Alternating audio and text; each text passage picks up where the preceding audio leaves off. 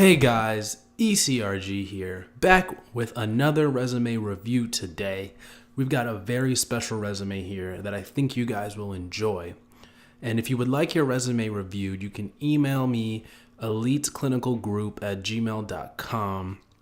Just send an email, provide some context, what your career situation is, what you're trying to do, send your resume. Now, one of the first tips that I usually say is put your resume in a one-page format. And we'll go a little bit more in depth there here coming up. But if you are doing a resume review and you want to send your whole resume, your whole CV, that's fine too.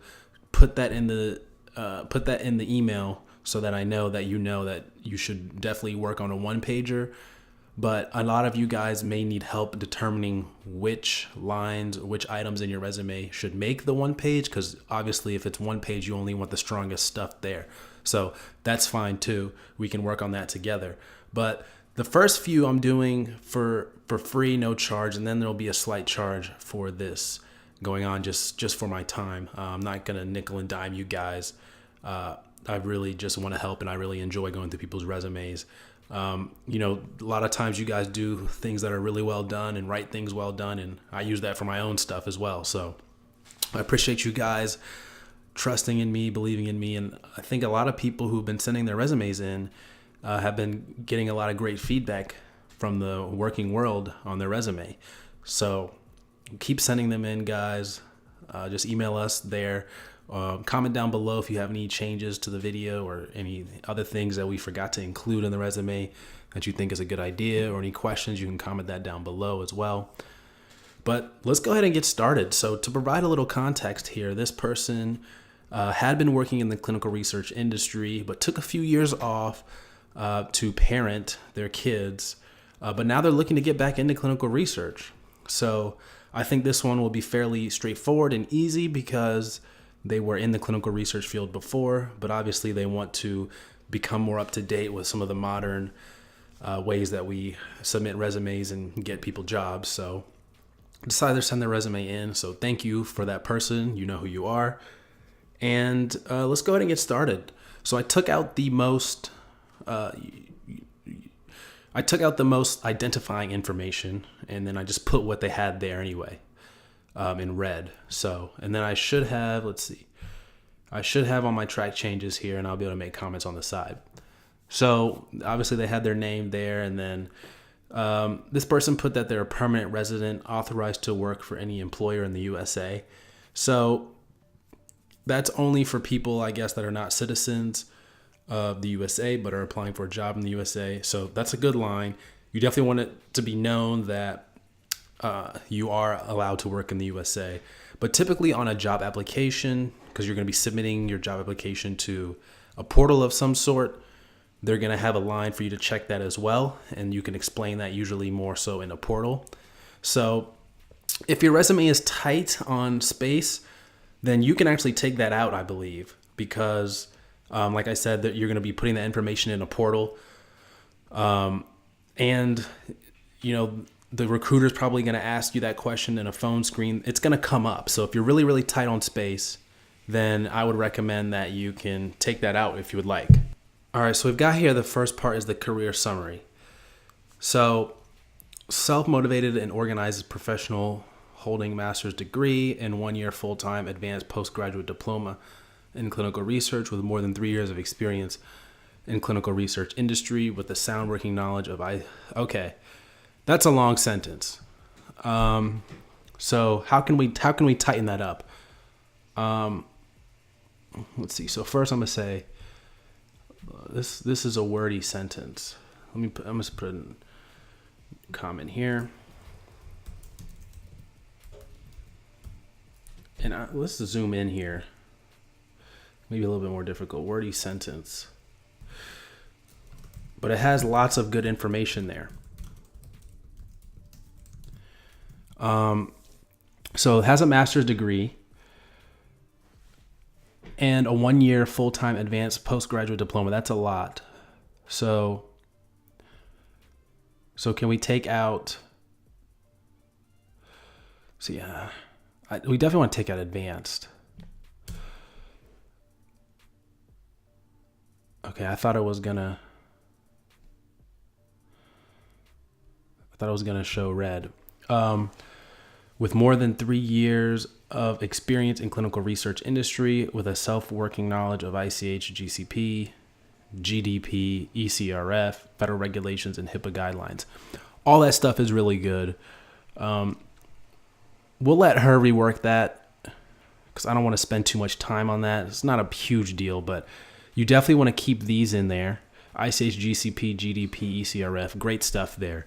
And I'm glad that's in the career summary here, because what a recruiter's going to do is they're going to pretty much scan your resume for keywords like that. So initially my eyes drop down. I see ICH, GCP, GDP. I'm like, okay, this person knows what they're talking about here.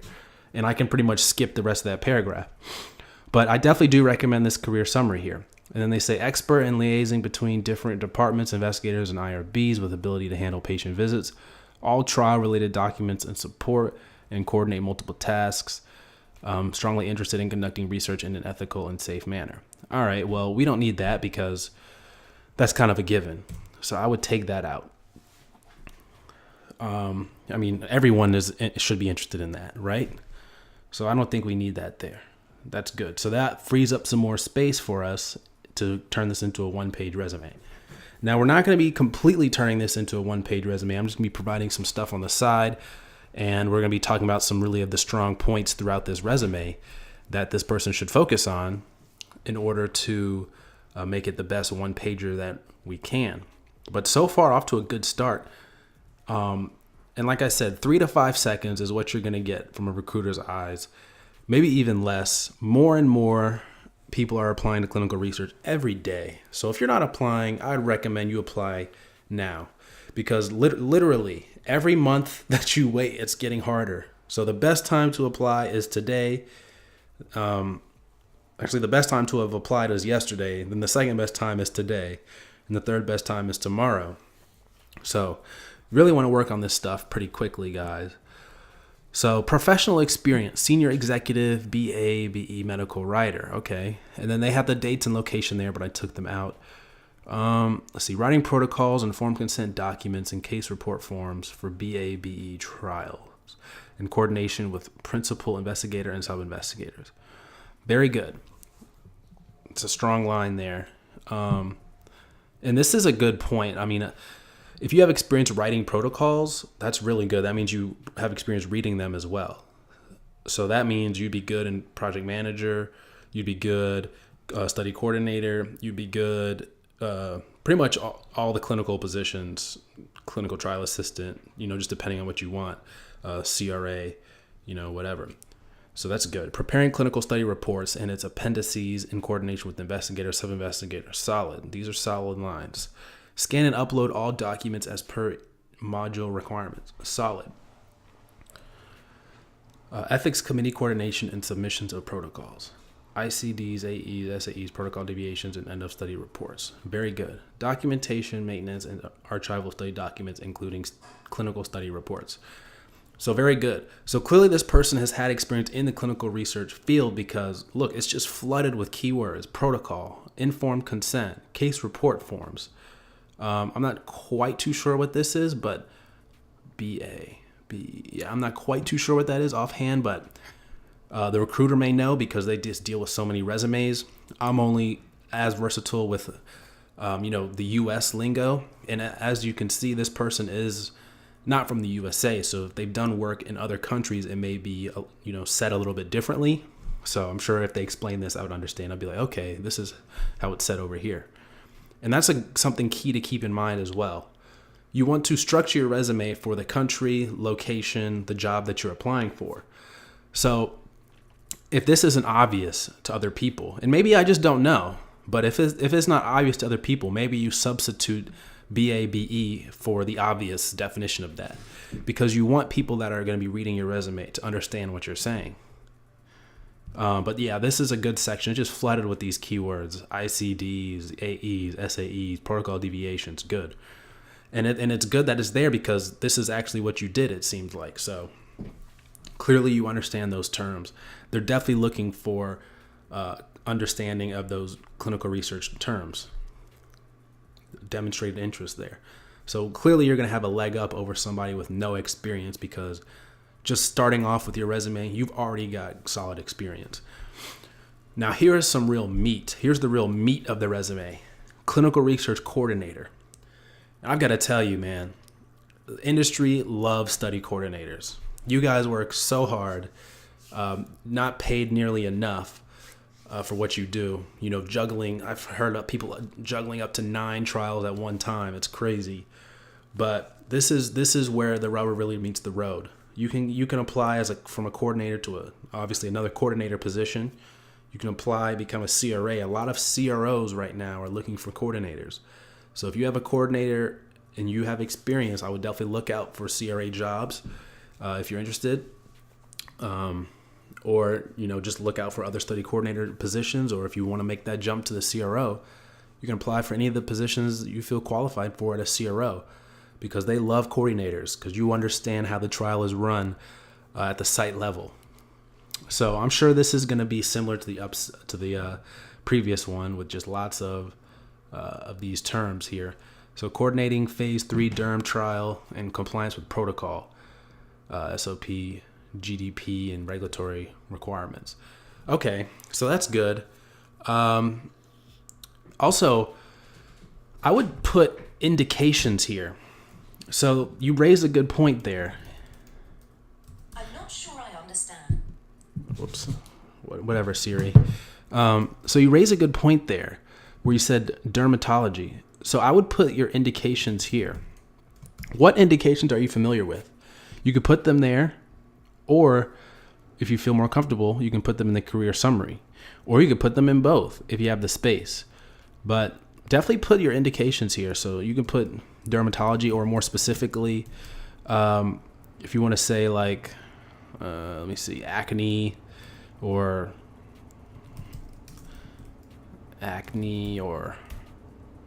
something like that. That's cool. You can put that there as well. And that way, when they're scanning down, they see, okay, this person has had an acne trial. This person had this trial. This person had a GI trial. Okay. Like I said, they're not going to be reading in and out here, delving too deeply into what you've been doing here on the resume. They're just going to be scanning and looking for terms here. And indications are huge.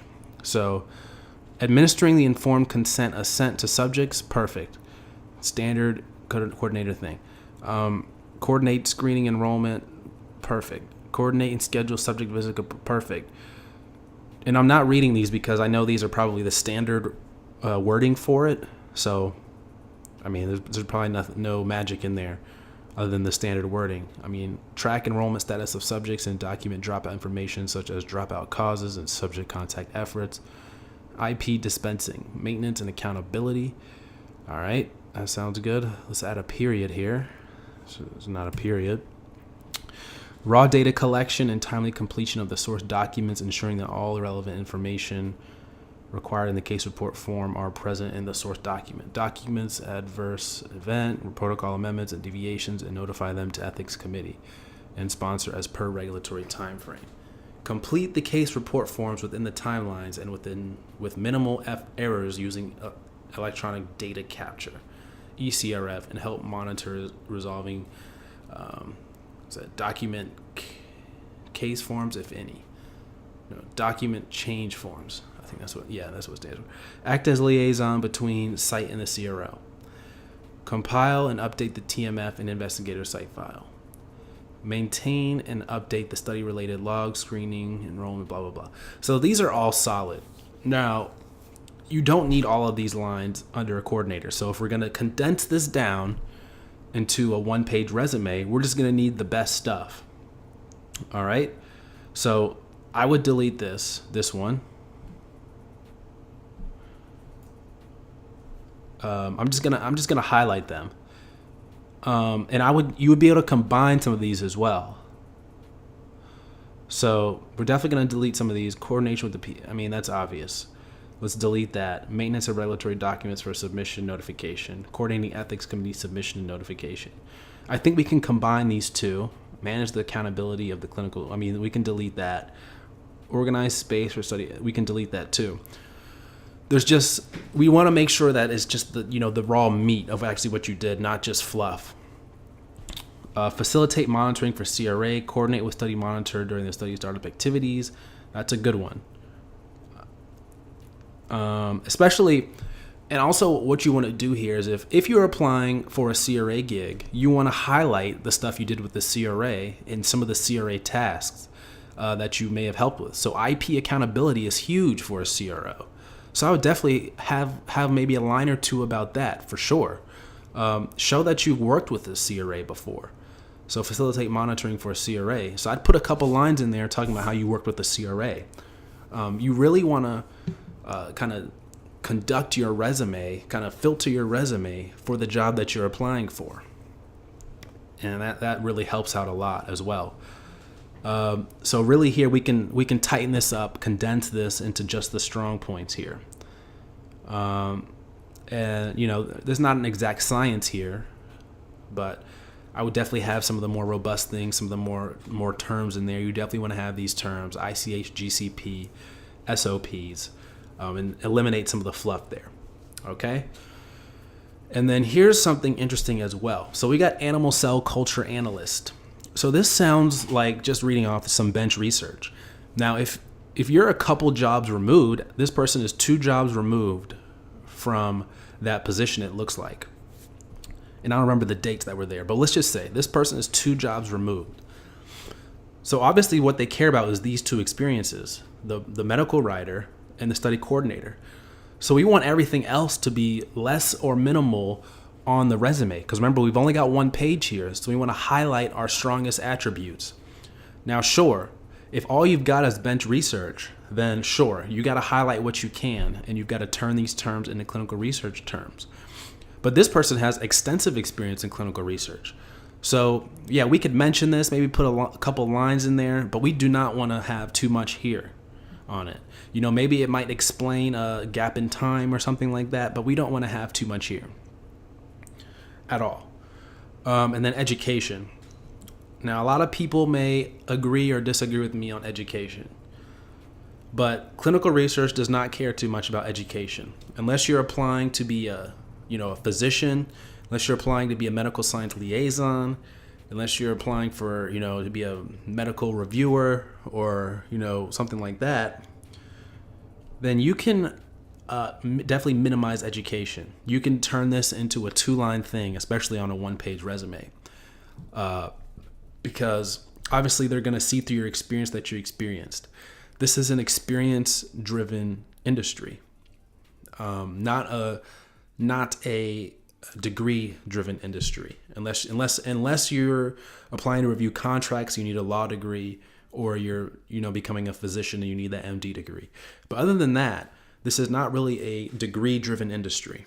This is an experience-driven industry. So I've worked with people that do not have bachelor's degree. And that sounds crazy, doesn't it? I've worked with people who have associate's degree, kind of worked their way up from the bottom. I've also worked with people who have PhDs, who do the same job as me. So it is really not an education-driven industry. This is an experience-driven industry. So, but it's good that you have experience here. It's very good. So advanced postgraduate diploma in clinical research, that's good. It can only help. In India, Master of Science in Biotech, it can only help. Bachelor of Science in Biotech, only help. So you've got your degrees here. Now, for a 1-pager, we'd want to make 1 line somehow. Let's put a comment in there.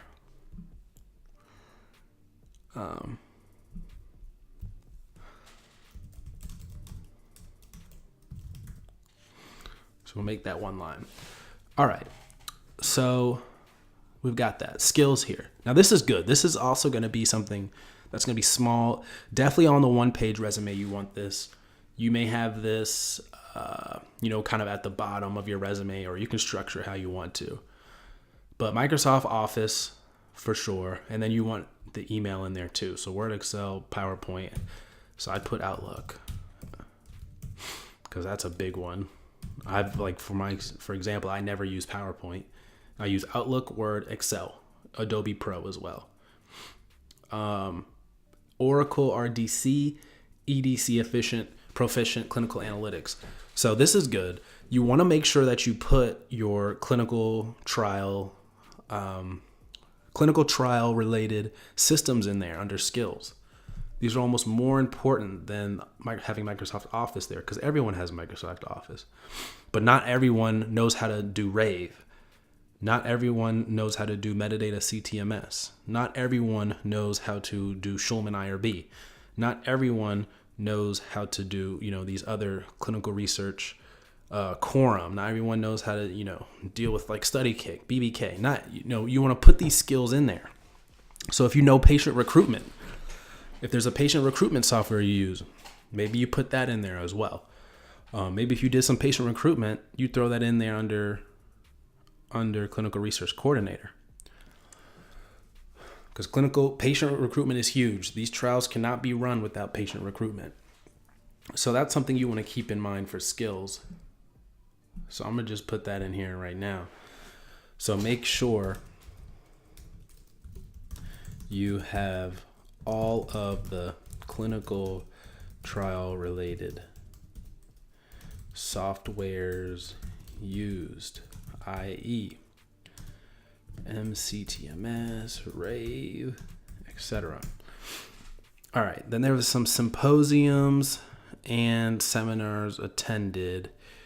Okay, cool. Workshops attended. All right. Very cool. Cold chain management course references. They had some references here. Not needed on a one-pager. You'll need your references typically later on in the clinical research application process. After you interview, I think they'll ask for references after that, or maybe before you interview. But it does not need to be included on the resume, and they'll ask for it separately. So you got these management courses or workshops attended. Not necessarily needed unless they were huge on your one-page resume. You can put them in there just in a line or two, if possible. But another thing, you want to make sure your resume is easily readable also. So you don't want to overpower it with information. Because remember, 3 to 5 seconds. They don't want those 3 to 5 seconds to be difficult either. They're just going to be scanning through. They don't want to spend that 3 to 5 seconds looking through a maze. So overall, this is a very solid resume. This person should have no problem getting into a clinical research gig. And remember, the key with this person's resume was they had a gap. They had a couple-year gap. So a lot of people may be saying, yeah, I had a gap. Maybe I had to do this or I had to do that in that gap. Maybe I just went traveling Europe for a year. Maybe I, decided to raise kids for a year or do whatever it is. I had to take care of mom for a year. I had to take care of dad for a year, whatever it is. And people may be a little bit curious, is that going to affect their job prospects or what? Well, the industry is so thirsty for people with experience, and this person has years of experience in clinical research, 2, 3. So I don't think they'll have any issues with that. But still apply, still use some of the tactics we discuss on the channel. The Indeed tactics, the networking tactics, the emailing tactics, all that stuff we go through on the channel. But I don't think you'll have as big of a problem as somebody with 0 research experience. So don't worry about that gap. If they ask about it, if they ask, how to explain that gap, just be honest. I think raising kids is a very noble reason for, running to raise your children is a very noble reason for quitting work. Who cares? Some people may not like it, but who cares? Obviously, family is important to you. I think enough people will empathize with that. Enough companies will empathize with that, and it's not going to be a big deal at all, especially with you having experience. So don't worry about that. And just for those people out there who have gaps in their careers as well, I would just explain it. Say what it is. Life isn't all about work. Even if you just want to go travel Europe, you're going to be able to bring that experience back. And who knows, maybe you even picked up a language while you were there. So you're going to be even more valuable. For example, I'm on a study right now, and they're saying, if any of you CRAs know another language, we want to send you to, a couple Spanish-speaking countries to monitor. So there's some great opportunities for people that know other languages. some great opportunities, and you never know what your study will need. So, and also that's another thing now that I'm thinking about it. You can put that under skills as well. Put what languages you're proficient in. I know a lot of people are coming over from other countries and may know a few languages, so definitely put those under skills as well, because that's becoming kind of in demand right now. So overall, very solid resume. Hope these tips helped. And I'm not going to post the person's resume because you can see it in the video. So hopefully that helped. But I will send a copy of this back to the person who messaged, so they can follow along as well with me going through it. But yeah, didn't really have too much to say, too much change, because the wording is pretty much the standard wording that's given. So hopefully that helped, guys. Thank you so much for watching this video. It's probably over 20 minutes or maybe close to 30 minutes now.